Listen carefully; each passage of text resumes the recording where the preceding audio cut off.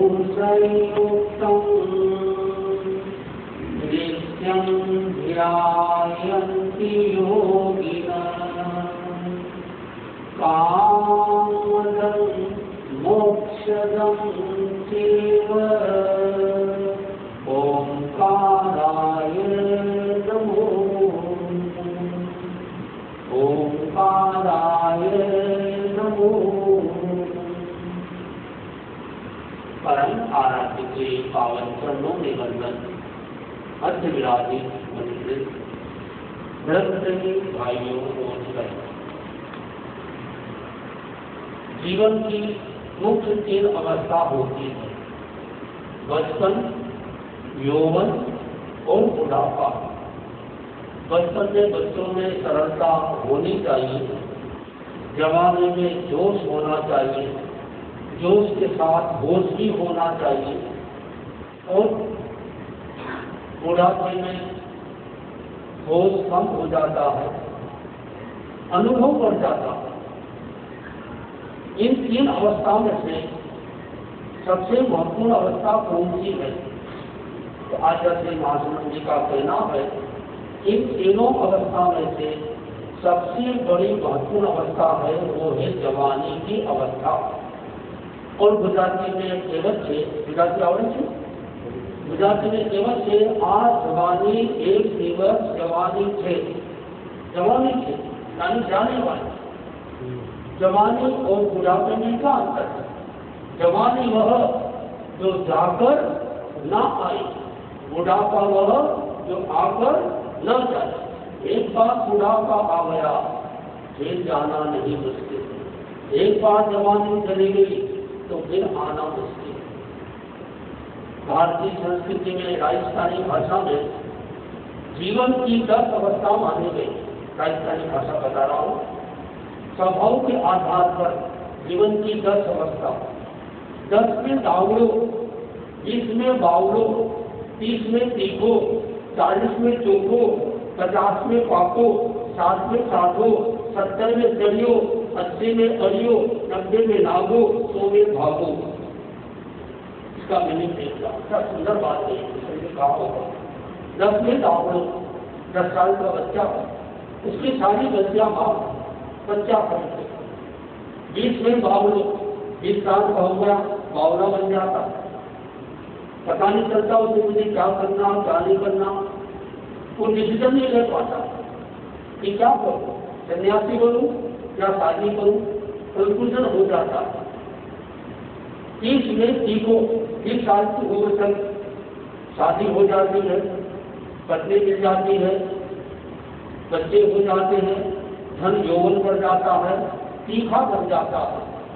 40 में चोखो, यदि आप अपने दिल पर, जो 40 साल से ऊपर हो गए, तो अपने दिल पर हाथ रख के आप देखेंगे कि मेरी जिंदगी सबसे महत्वपूर्ण उम्र कौन सी? तो 40 साल। 40 से लेकर 49 तक, 49। 40 में चोखो, चोखो यानी अच्छा, बढ़िया उम्र है। इस उम्र तक व्यक्ति बहुत सारी व्यापार से भी निवृत्त जैसा हो जाता है, सांसारिक आदमी, और जिम्मेदारी से मुक्त हो जाता है और धर्म आदि की क्रिया में लग जाता है। अभी रिसर्च हुई कि 40 साल की उम्र में हार्ट की प्रॉब्लम, ब्रेन की प्रॉब्लम, कैंसर की प्रॉब्लम, ये क्यों होती है? इस उम्र में व्यक्ति को सर्वाधिक ध्यान की, प्रार्थना की, धर्म की, ज्ञान की अपेक्षा रहती है। वो नहीं मिलता है तो व्यक्ति को बीमारियां आती है। तो 40 में चोखो, 50 में पाको। 50 साल की उम्र आती है, आदमी से पक जाता है, परिपक्व हो जाता है। और 60 में साधो, 60 साल की उम्र आती है और उसकी बुद्धि, कहते हैं 60 में बुद्धि नाची, 60 साल की उम्र में बुद्धि भी कमजोर हो जाती है। 70 में चढ़ियो, 70 साल की उम्र आती है और उसकी इंद्रियां कमजोर होने लगती है। बाकी आज के युग में तो ये कह सकते हैं, आज किसी ने बार कहा था कि 70 साल में बुढ़ापे का बचपन शुरू होता। अब देखा जाए तो उम्र बड़ी है। पहले के जमाने में कई बीमारियां होती थी तो इलाज नहीं होता, व्यक्ति अब परिपक्व अवस्था में संसार से चला जाता। आज 60 साल जीना, 70 साल जीना, 80 साल जीना, 90 साल जीना सामान्य बात है। ऐसे ऐसे लोग भी अभी वर्तमान में मौजूद है। तो 100 साल के ऊपर भी है, राजगढ़ में भी होंगे, मैंने राजनगर में देखा। तो कौन आदमी इतना जीता है, ये 2 नंबर की बात है। कैसे जीता है, 1 नंबर की बात है। आप कितना जीते हो, ये 2 नंबर की बात है। कैसे आपने दिया, वो 1 नंबर की बात है। आप सुनते हो, कितना सुनते हो, ये 2 नंबर की बात। कैसे सुनते हो, 1 नंबर की बात। हम लोग बोलते हैं, कितना बोलते हैं, 2 नंबर की बात। कैसे बोलते हैं, 1 नंबर की बात। आप लोग सामायिक करते हैं, अच्छी बात करना चाहिए। एक लिखते थे, आज 4 सामायिक की, 5 सामायिक की, 17 सामायिक की, दिखाते भी लिखते भी। कितने सामायिक की, 2 नंबर की बात। सामायिक कैसे की, ये 1 नंबर की बात। तो 1 नंबर का काम मैं रतलाम में गया और मैंने ये प्रवचन में कहा था कि कमाई भी हमारे पास से 1 नंबर की होना चाहिए। आप लोगों के पास कौन से नंबर की कमाई है? एक आदमी बोला, मेरे पास 3 नंबर की कमाई है। बोले दोनों तरह की कमाई, 1 नंबर की भी है और 2 नंबर की भी है। तो जीवन की अनेक अवस्थाएं होती है। जीवन को कैसे जीना, जीने की सबसे बड़ी कला, आप भला तो जब चला। जो व्यक्ति जीवन जीना जान लेता है, सभी कलाएं विकलाएं, पंडित सभी अपंडित है, नहीं जानते कैसे जीना, केवल महिमा मंडित है। आचार्य तुलसी ने व्यवहार योग ने हमें याद कराया कि बहुत तरह की कला होती है, बहुत कलाएं होती है। उसमें सबसे बड़ी कला धर्म की कला, यानी जीवन जीने की कला। आपके पास में सारी कला आ गई, तो जीवन जीना नहीं आया तो कोई फायदा नहीं है। तो दुनिया में 4 तरह के लोग होते हैं। कुछ लोग होते हैं जो लंबा जीवन जीते हैं लेकिन शांति से नहीं जीते। कुछ लोग होते हैं शांति से जीते हैं लेकिन लंबा जीवन नहीं जीते। कुछ लोग होते हैं जो लंबा जीवन भी जीते हैं और शांति से भी जीवन जीते हैं। कुछ लोग ऐसे भी तो गाँववाले लोग होते होंगे जो न लंबा जीवन जीते न शांति से जीते। आज हम देख रहे हमारे सामने बड़ी शांति प्रिय थी, जो लंबा जीवन भी जिए और शांति से भी जिए। एक उदाहरण, बहुत अच्छा उदाहरण, शांति प्रिय, जिनको शांति प्रिय है।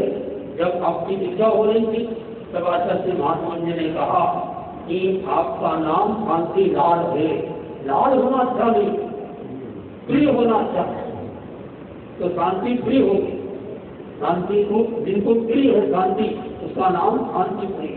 तो ऐसा आज डॉक्टर साहब आए, राजा जी करेगा थे, एरन सिंह जी यही के रहने वाले, और उन्होंने गए वो और कहा, महाराज साहब डॉक्टर की भाषा होती है, हम खोलो, आप खोले, जीव निकालो, जीव निकालो, बस देखा नॉर्मल, ये आदमी जिंदा है, सब नॉर्मल है, फिर ये ऐसे कैसे कोमा में कैसे चढ़ा गया? तो अंदर से सारी कोई बीमारी नहीं, किडनी सही है, जिनका लंग्स सही है, बीपी सही है, पल्स सही है, ऑक्सीजन सही है, सारा वाटर लेवल सही है। तो आज अगर कोई चेक करे तो आश्चर्य हो कि ऐसे इतनी उम्र में भी इतने सारे सही, फिर संसार क्यों मन में आ सकता? एक व्यक्ति उधर नहीं किया, संबोधि ने संसारा किया, वो भी संसारा, लेकिन वो संसार उन्होंने किया मजबूरी में। अब डॉक्टरों ने जवाब दे दिया, 3, 4 दिन 5 दिन के मेहमान हो, कितनी बिल्कुल काम नहीं कर रही है और अब श्वास लेने में दिक्कत है, शरीर सुखड़ रहा है, पेट बढ़ रहा है, कितनी घुटने वाली है, अब क्या करें? तो संसार को भी गलत नहीं है, अच्छा तो संसार भी नहीं करेगा। सर एक उदाहरण प्रस्तुत होगा और मुझे जानकारी खुशी हुई, कलाचार से महासमझ ने अपने प्रवचन में उल्लेख किया, मेवाड़ में 2 संसारे संतों के दोनों चल रहे, बड़ा अच्छा संसार चल रहे। और योग की बात, दोनों संत दीक्षित है आचार्य महाप्रभु योग की बातें, दोनों शादीशुदा, दोनों के बच्चे, बहुत समानता। एक बात तो जैसा भी हो, अब तो किसने ने कहा किसको कितना जीना या संसारा कितना चलना या छोटा चलना कोई बड़ी बात नहीं है, क्षमता रखना बड़ी बात है। तो ऐसी क्षमता जो हम देख रहे हैं मनुष्य के अंदर में, तो हमें जीने की प्रेरणा प्राप्त होती है, होना चाहिए। तो जीने की अनेक अवस्था होती, तो साथ में साधो, 70 में चढ़ियो और 80 में करियो, 90 में ना हो, 100 में खाओ। किस अपेक्षा से लिखा गया या कहा गया जो भी हो, तो हमें प्रेरणा लेना है कि हमें भी जीवन जीने की कला सीखना, कि कैसे हमें बेचना, कैसे हमें बोलना, कैसे हमें खाना, कैसे हमें चलना, ये जीने की कला आ जाए तो सबसे बड़ा फायदा क्या होगा। भगवान महावीर स्वामी की भाषा में कावम कर्म न बंधनीय, पाप कर्म का बंधनीय होगा। क्योंकि आप भ्रष्टि है तो आपके मन में होगा कि क्या हम भ्रष्टि को क्या भ्रम नहीं कर सकते हैं। आज तुलसी है मेरे ख्याल से इतना बड़ा नाम कोई आपसे पूछ ले कि तेरा पंथ में सबसे बड़ी पुस्तक का नाम क्या है, पुस्तक का नाम बड़ा क्या नाम हुआ, गृहस्थ को भी अक्षर गिना, गृहस्थ को भी अधिकार है धर्म करने का। इतने सारे अक्षर वाला राजू की बुक होगी मेरे साथ, वो तो बता देना।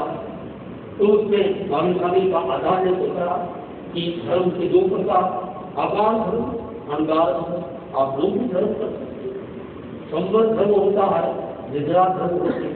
आप लोग प्रवचन सुनते हो, कर्मों की निद्रा हो, और प्रवचन के साथ में सामाजिक भी कर ली तो कर्म रूप भी हो, डबल फायदा मिलता।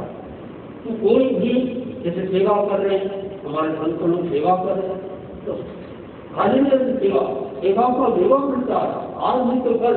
जैसे मिलेगा बुरे कर्मों का फल आज नहीं तो कल, वैसे मिलेगा अच्छे कर्मों का फल आज नहीं तो कल।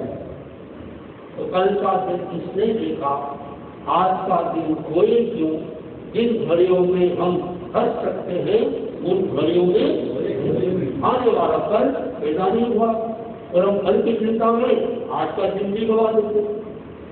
कल और कारण में क्या अंतर है, लिखते देखिए आप, एक मात्रा का अंतर है, हिंदी में अंग्रेजी में वो भी अंतर नहीं है, लेकिन बड़ा अंतर है। कल का क्या भरोसा, कल आए न आए, काल का क्या भरोसा पता नहीं कब आ जाए, खबर नहीं कल की, बात करे कल की। जीवन का भरोसा नहीं, जीवन का भरोसा नहीं, कब श्वास रुक जाएगी, काया मोर माया तेरी साथ नहीं जाएगी, जीवन का भरोसा नहीं। ये जीवन का कोई भरोसा नहीं है, हमें संसारा साधक से यह प्रेरणा लेना और बराबर साधु संतों को पता चल रहा है, चल गया तो अपने तरीके से संदेश गीत आदि प्रेषित कर रहे हैं, भेज रहे हैं। और सुख का जमाना, एक मुझे बात आ गई, एक आदमी जा रहा था तो कोई जेल भी मिल गई, भिखारी भी मिल गया, भिखारी ने कहा आपको पैसा दीजिए, सेठ जी ने जेल में हाथ डाला और 500 का नोट निकल गया। तो फिर भिखारी बड़ा खुश हो गया, सेठ जी ने कहा रुको, मेरे पास खुला पैसा नहीं है, मैं बाजार में जा रहा हूँ, लेकिन तुमको 5 रुपये दे दूंगा। नोट कितने का था, 500 का। कहा गांधी क्या चली तेरे नाम की आंधी, कहा गांधी क्या चली तेरे नाम की आंधी, जिंदगी भर घूमते रहे लंगोट में, आज बैठे 500 की। उसने कहा अपने पास में दो 5 रुपये उसने दे दिया।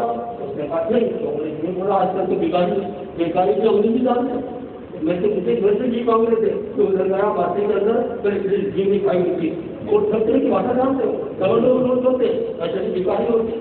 तो आगे मेरा दूसरा भिखारी मिल गया, उसने उसको सेठ जी ने 2 रुपये दे दिया, फिर उसने 1 रुपये बोला, फिर आगे मेरा एक और आदमी भिखारी और मिल गया, उसने 1 रुपया दे दिया।